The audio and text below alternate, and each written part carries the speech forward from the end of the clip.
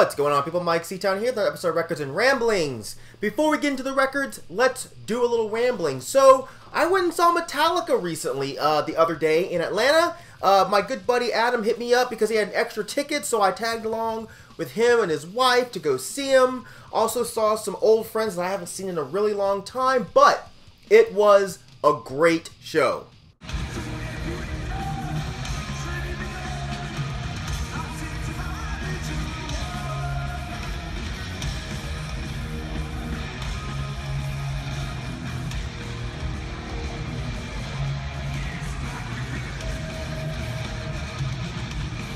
They played a great mix of older and newer jams, but they didn't really play anything that I didn't want to hear. There was maybe one song from the Load Reload era. And it's funny, I've only seen Metallica twice in my entire life, and the other time that I saw them was actually because another friend had an extra ticket. This was years ago. And so both times I've actually seen them for free, which is killer because I could never pay the amount of money that Metallica charges for tickets. A few funny things. Mixmaster Myke of Beastie Boys fame, he came out and did a short DJ set, and for some bizarre-ass reason, he came out and played a Megadeth song. And I'm not sure if that was a troll or if he's just not aware of the history there, but either way, I thought that was hilarious. The other funny thing is, anytime you watch Metallica, take a look at the pit. I feel like Metallica is the only band who can bring out dudes in khaki shorts and tucked in polos who will tear up the pit. Fucking the pit up, dude. But yeah, they were great. Fucking awesome show. Adam, I gotta thank that guy big time for hooking me up. And yeah, let's talk about some records. First record I'm gonna show you, this is Algiers. This is their self-titled album.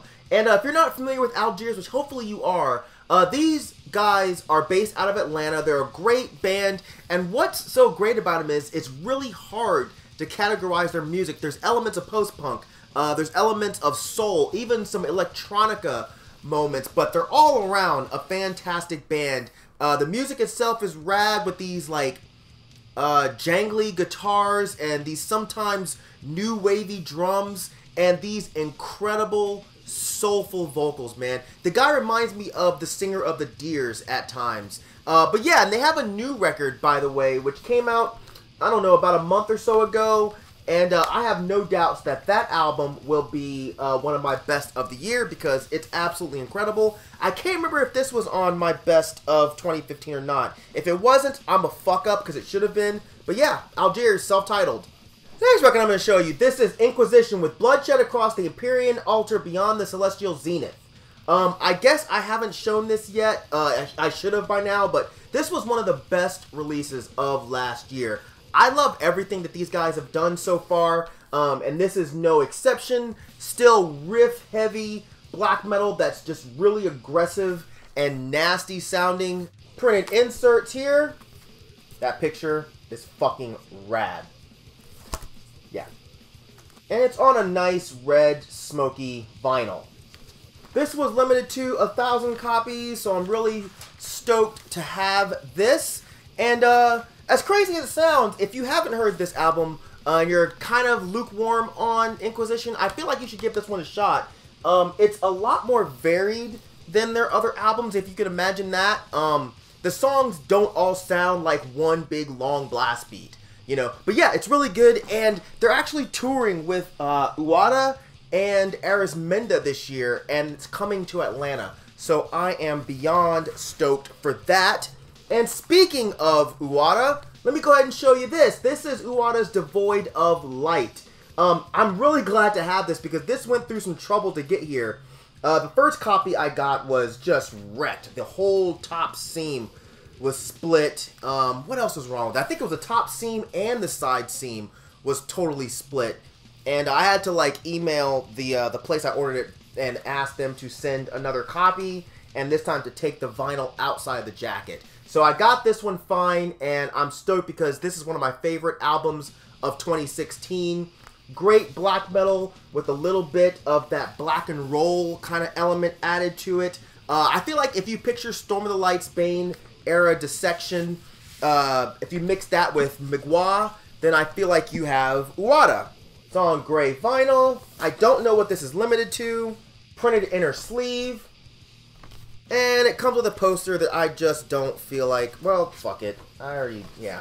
Here you go. That's the poster. Alright, motherfuckers. Continuing with the best albums of 2016, this is another. This is Oathbreaker with Rheia.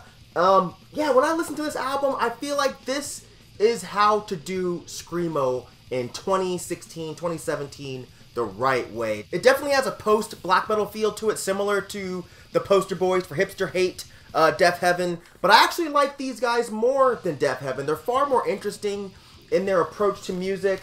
The songs themselves are far more layered and detailed. I just think they have a really unique sound, and I like it. But yeah, printed inner sleeves, and records on black, so I won't bother showing you that. And moving on to one of the best albums of 2017. This is P.O.S. with Chill Dummy. I did a review of this on my channel, so I won't bother going too deep into this. I'll put a link for it in the description section down there. Click it, watch it, love it, like it, all that good shit. But this was a really polarizing album for P.O.S. Due to the fact that it doesn't sound that much like his other albums. Here's the inside here. Records on black, won't bother showing you that, but it does come, you know what, I'm not doing this. It's a huge poster, and I just don't feel like unfolding it. So if you're one of those guys that's really unsure about hip-hop, but you like metal or punk or whatever, give P.O.S. a shot. He definitely has a very punk attitude in his music, and yeah, this is a fucking fantastic album, so give it a shit. And shit, man, let's keep talking about some hip-hops. This is Run the Jewels 3, motherfuckers. Yeah, man, there's not much for me to say about this album that I haven't said over and over again in public. But Dead End Hip Hop did a review of this, and I talked about it ad nauseum. I also talked about it on Twitter, on Facebook, every motherfucking word. But yeah, this would have easily been the #1 album of this year had it actually dropped this year like it was supposed to, but it dropped at the end of last year, which was funny because it was after everyone had already done their best of the year videos. So, but yeah, this is probably the best album of this year and last year, goddammit. This is the best Run the Jewels album. This is them sounding like an actual team, an actual rap group, as opposed to two dudes just rapping. Comes with this cool little mini poster that I'll probably never do anything with. Comes on this nice kind of olive green, brownish vinyl. I don't know what that's limited to. Sorry, guys. Actually, it came with 2 insert things here. Pretty cool. And on the other side, we have a bunch of lyrics. I could sit here and rap lines from this shit all night long. Like, it's seriously that fucking good. I know it's become kind of hipster fodder these days to go on and gush about how good Run the Jewels is, but this is one of those groups that I think it's actually justified. Like, it's really that fucking good. You really have one of the best beat makers in hip-hop ever, and 2 of the best modern MCs in rap on one project, and it's fucking fantastic. So, listen to it. Yeah. And the last record I'm going to show you in this edition of Records and Ramblings, this is Ulver with the Assassination of Julius Caesar. And again, talking about the best albums of 2017. I mentioned this in my mid-year video, so make sure you guys go check this out.